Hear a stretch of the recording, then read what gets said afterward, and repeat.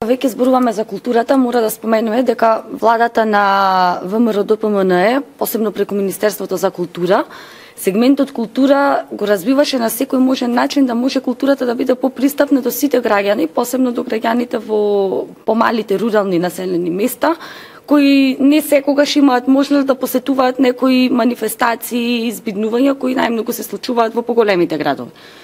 Благодарение на Министерството за култура во 2014 година Крушево беше балканска културна дестинација, односно го понесе епитетот град на култура за 2014 година, откако Министерството за култура ја прифати програмата аплицирана од општина Крушево и препозна дека уствари со понудените настани и проекти кои ги понудивме ние може да се реализира оваа манифестација.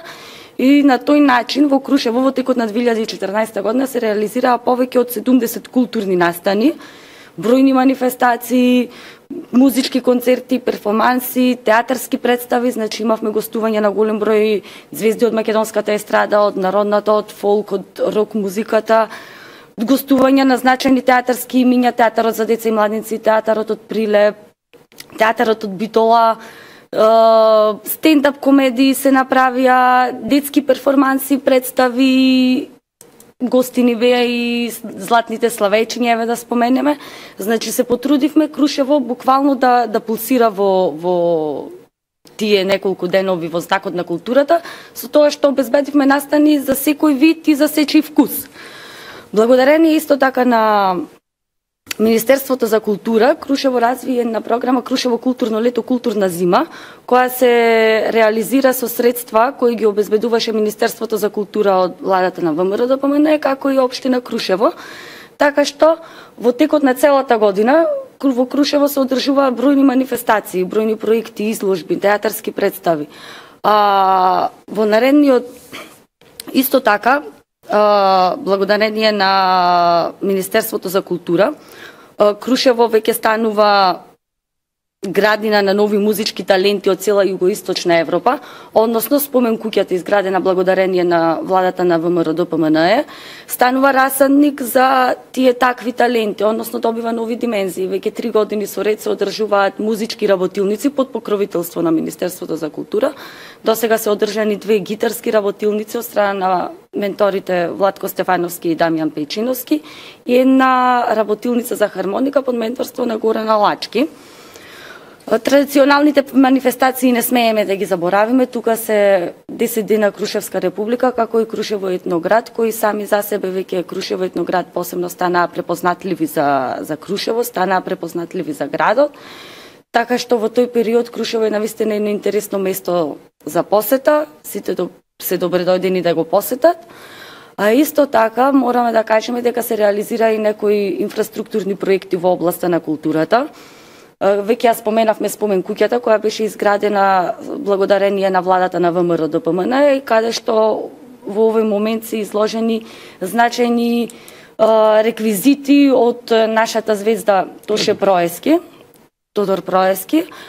Исто така, сакајки да зачуваме староградската архитектура и она крушевско староградско јадро, Министерството за култура разви програма за заштита на тие стари фасадите на старите староградските. 3 староградски куќи, да, се реновирани, а иконостасот во црквата Свети Јован, кој во рамките на оној од Бигорскиот манастир, се изврши конзервација и негова заштита, со тоа што го спречивме неговото пропаѓање, кое имаше шанси, нели, иконостасот да биде уништен.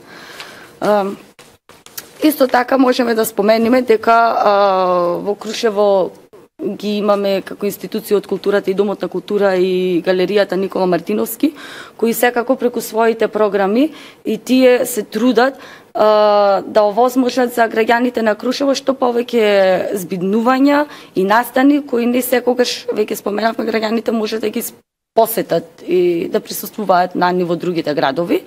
За галеријата Никола Мартиновски може да споменеме дека извршија комплетна обнова на надворешноста и на внатрешноста на галеријата. го градија споменичкиот комплекс Илинден, со тоа што се заштити тој комплекс од влегување на животни.